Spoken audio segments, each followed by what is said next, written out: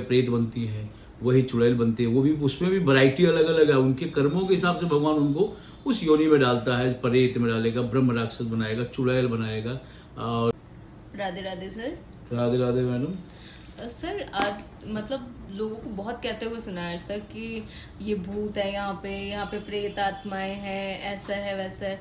तो क्या ये सच में ये भूत प्रेत आत्मा ये वास्तविकता है इनकी कुछ? अरे मैडम 200% क्यों नहीं है। जब ये संसार है तो मनुष्य भी है, मनुष्य भी है तो पशु भी है, पशु भी है तो आत्मा भी है ना। जब ये संसार है तो संसार में भगवान ने सबको बनाया, जैसे मनुष्य को बनाया है। बेसिकली आत्मा है क्या? आत्मा मनुष्य का, तो आत्माएं होती कौन है समझो आप। जैसे भगवान ने किसी की उम्र को एक तय किया और उसको किसी उसके कर्म विधान की वजह से उसकी अकाल मृत्यु हो गई।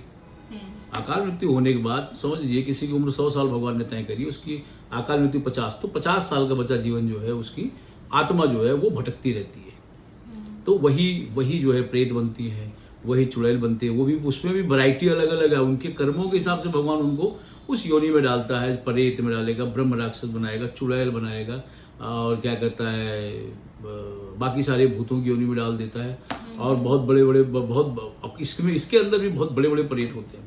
तो इसलिए अगर संसार में ये सब चीज़ें हैं तो ये चीज़ें भी होती हैं और इस पे विश्वास भी करना चाहिए।